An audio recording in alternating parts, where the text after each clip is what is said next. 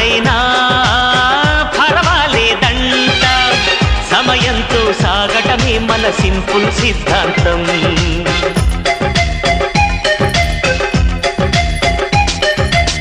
చిరుగాలికి పరిమళమిచ్చే సిరిమల్లెల వనమైనందాం గగనాన్ని నేలను కలిపే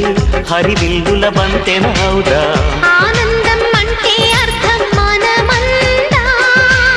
ప్రతి పూట పాటై సాగే హుషారు సరిగమలో